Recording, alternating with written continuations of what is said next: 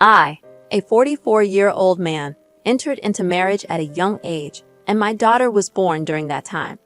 My former spouse and I believed we could make our marriage work, and we made sincere efforts to do so over several years. However, despite our attempts, we eventually decided to part ways when our daughter was 6 years old. Thankfully, there were no lingering resentments between us, but the aftermath of the divorce was quite challenging. I found myself in unfamiliar territory as a single parent.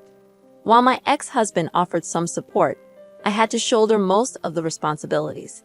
Adding to the complexity of the situation, I had to secure employment for the first time in my life. Prior to the divorce, we had agreed that I would be a stay-at-home parent, so this transition was a significant change for me. Financially, things were tough, and I struggled to make ends meet. My ex-husband contributed to our daughter's school expenses and other necessities, but I had to work multiple shifts to ensure that both my daughter and I were adequately cared for.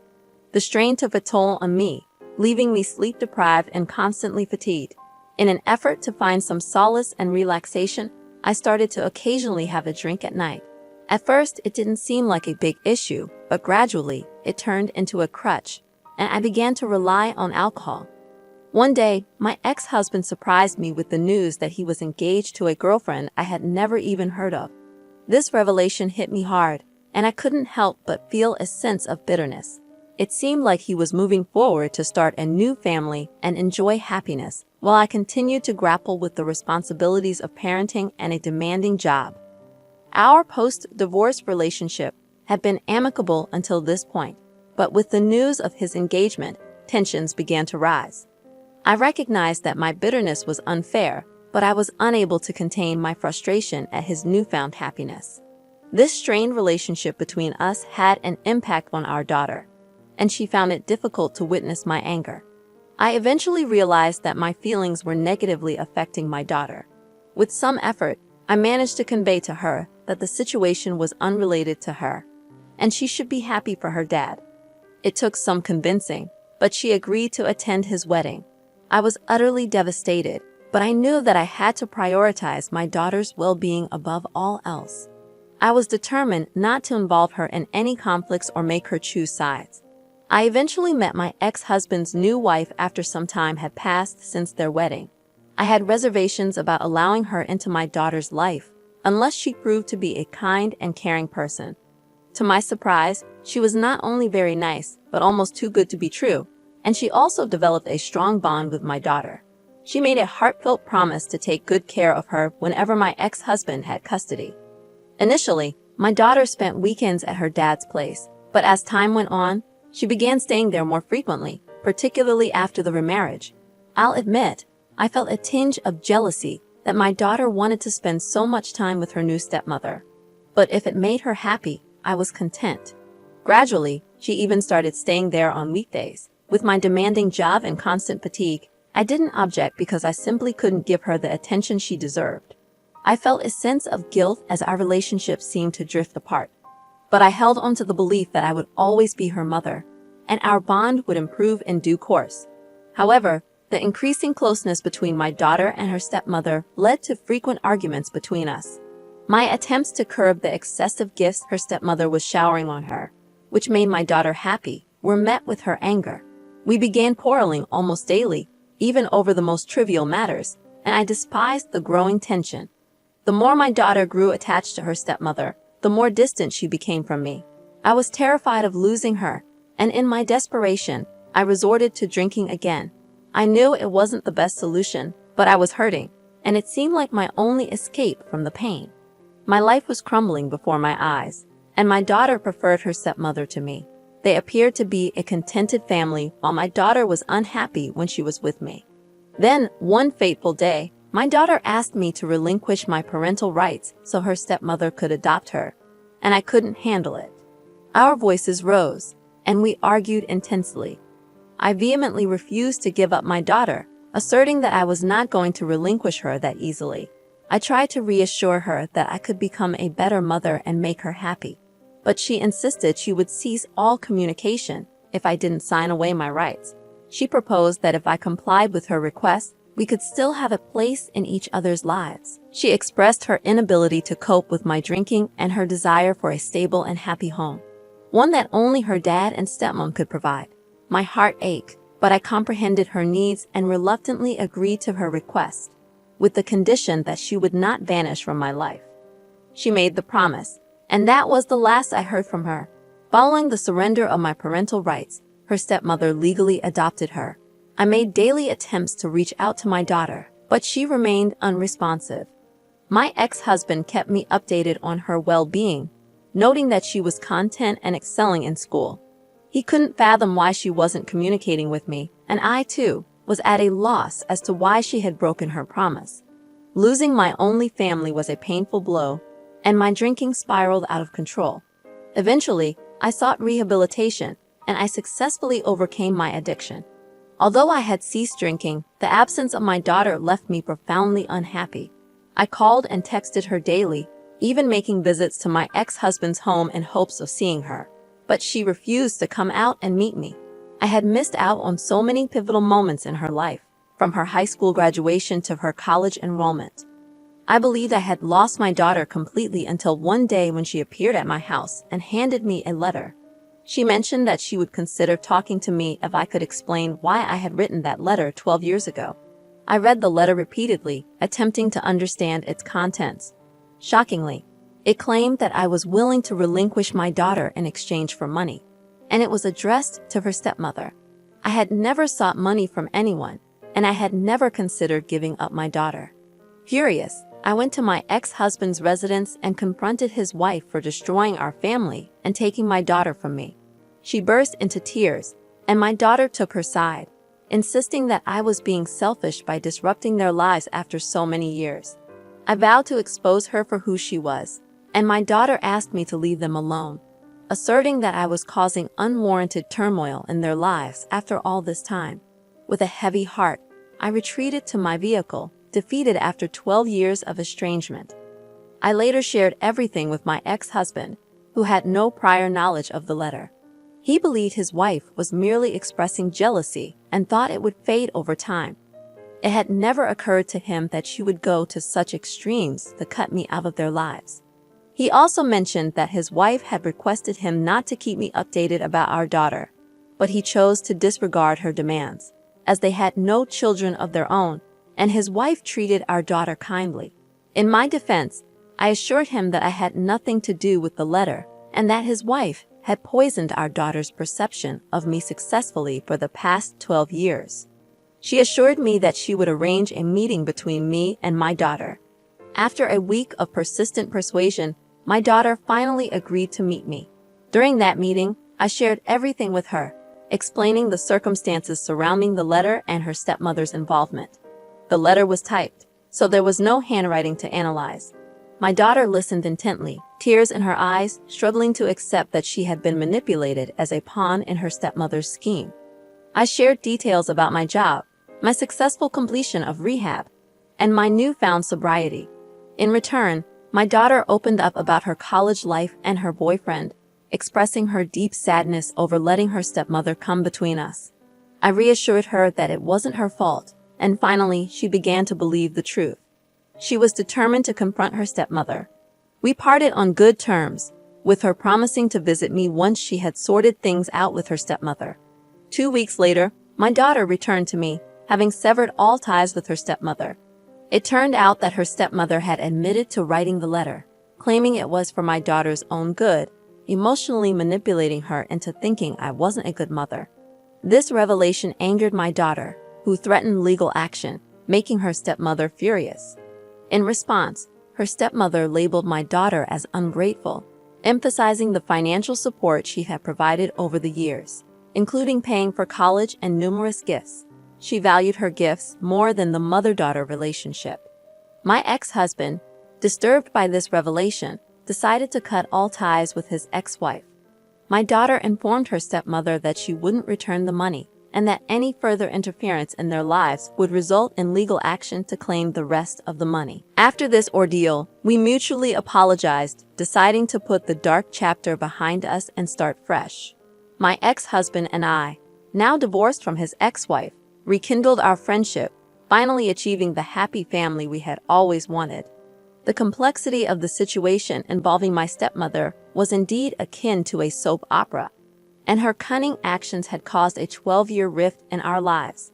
It was clear that her manipulative behavior had taken a significant toll on my daughter and our family. Hey there, folks! If you're enjoying this video so far, give that like button a big virtual hug. But let's keep it friendly, no hidden notes here. Now let's dive into our second story. I'm Fimo, 27, and I grew up in a very conservative, or rather, misogynistic family. The only criterion for earning affection in my family was being male. They held archaic, old-fashioned beliefs, emphasizing the importance of preserving the bloodline and maintaining the purity of the family. My paternal grandfather, a staunch advocate of these ideas, never quite took a liking to me. Unfortunately, I had no siblings, but I did have a stepbrother named Joseph, who was 22. Joseph entered our family through my dad's second marriage to Sophia. Grandpa showered his love on Joseph solely because he was a boy. As a result, my own father started neglecting me, favoring the young child in need of more attention. The one fatherly figure left in my life was my caring grandmother, who had endured a challenging life with her overbearing husband. After my grandmother's passing, I felt disconnected from the rest of my family and became a mere spectator in their affairs. Things reached a breaking point when I graduated from high school and requested financial help for college. My dad outright refused, stating he needed to save up for Joseph. Ours was a wealthy family, and my dad had significant resources at his disposal. He could have easily funded both our educations. In desperation, I turned to my grandpa, asking if there was any support available for my college expenses. However, his response was disheartening. He stated that women neither worked nor inherited, so pursuing an education was a waste of time. He made it clear that he would bequeath his entire inheritance to Joseph, leaving nothing for me. At my lowest, I decided to cut ties and move out. I took out loans, worked various odd jobs, and managed to support myself while studying, maintaining good grades. I severed contact with my family and felt a tremendous sense of relief. Though the journey was tough, I had moments of doubt, and there were nights I questioned my capabilities and persevered. I built a strong network of supportive friends who stood by me, and I secured a well-paying job immediately after college. I've been in the workforce for over 4 years now, experiencing substantial professional and financial growth. About a year ago, my father reached out to me, which came as a surprise, as I had no contact with anyone from my family since leaving for college. He expressed a desire to rebuild our relationship, but I remained skeptical. After some vague conversations, he finally revealed the true reason for contacting me. He needed money, knowing that I had been successful in my own right. He argued that, as family, it was my duty to assist him financially. I inquired about my father's financial situation and suggested he ask Grandpa for assistance, considering their considerable wealth. He revealed that the family business had experienced a downturn a few months after I left, and it never recovered. In response, I told him that life could be challenging, but I had managed to navigate it at the age of 18, starting with very little, and so could he. His response was tearful as he begged me to reconsider, but I chose to block him. That marked the end of my contact with them, and I've since lived a peaceful life. However, 2 days ago, I received a call from my stepmother, Sophia, asking me to come because my grandpa had passed away a week ago, and they wanted the entire family to be together. I expressed my condolences and apologized for not feeling like part of the family in a long time. I questioned the point of calling me a week after his death. She called me again yesterday, emphasizing the need to talk. Apparently, it had come to light that my grandfather was financially destitute, and the inheritance he had claimed was, in fact, my grandmother's. He had wrongly assumed it was his due, as his timid wife had never disclosed the truth to anyone. She had made a will that would provide for him after her passing, with a significant portion of her assets, including the $500,000 my grandpa had bragged about, was intended for me. My dad, Joseph, and Sophia were left with nothing, and this revelation came to light only after my grandpa's death. Now, they had lost everything, and the house was mine. Sophia suggested we stand together as a family during these challenging times, but I reminded her that I had faced tough times alone for most of my life, and no one had stood by me. I made it clear that I had no intention of helping them. I had already contacted a lawyer to understand the legal details of the situation. While I felt a sense of satisfaction that karma had come for them in the harshest manner, I couldn't help but feel a bit sorry for them, as they had been completely blindsided and would have to start from scratch, given the loss of the family business. In response to your question, Joseph is not my dad's biological son, and my dad and Sophia do not have any biological children of their own. Grandpa had favored Joseph simply because he was male. It has been approximately 2 weeks since my family and I had any contact. I assumed that things had settled down and they had come to terms with their situation. However, starting yesterday, I began receiving hateful messages from my father's side of the family. Although we hadn't been in touch for years, these texts insinuated that I should do better, emphasizing the duty of daughters to look after their brothers and parents, leaving me puzzled about their intentions. So, I decided to reach out to a cousin I was still on good terms with to find out what was happening. He informed me that Joseph had contacted everyone and was spinning a melodramatic tale, claiming that I had swindled them and manipulated our grandma all my life to secure her assets. His story lacked any semblance of truth, but surprisingly, many family members sided with the golden boy and spread the messages widely. In response, I gathered screenshots of these messages and shared them on my Facebook page. I pointed out that since they were so quick to pass judgment, they should have stepped up and helped me when I was struggling and practically homeless. I launched an offensive against all of them and subsequently blocked their phone numbers. Generally, I steer clear of drama, but I couldn't tolerate being blamed for something that was not my fault. They won't receive a penny from grandma's inheritance, especially not after the stunt they pulled off. Although I didn't feel entirely vindicated, I discovered an unexpected reservoir of rage and resentment within me.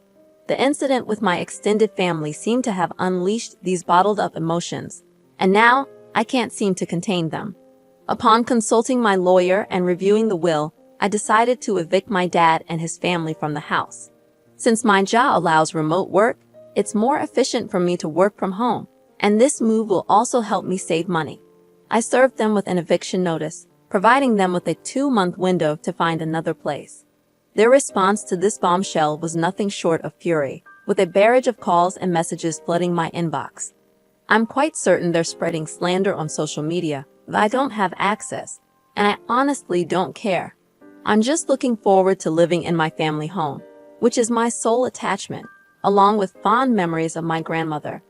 I loved her immensely for looking out for me. In response to your comments, I've decided to seek therapy, recognizing that lashing out in this manner is detrimental to my well-being. While I enjoy being petty with them, I understand that I have a lot of unresolved trauma from my life experiences, and it's better for me to process and address it rather than keep it suppressed. Thank you for your advice. I appreciate your support. You're right, I don't owe my family anything. I intend to enjoy my house, my money, and my life, as I truly believe I deserve it. Sucks to be your dad, right? LOL, I'm amused by how my grandma outsmarted her husband. Ours is indeed a family of intelligent women. That's a wrap for today's stories, everyone. If you enjoyed this video, please go ahead and give that like button a big click right now. Also, if you have a fun and engaging story of your own that you'd like to share, you can email it to the address provided in the description. Remember to subscribe to the channel, as it really helps a lot. We'll see you in the next one.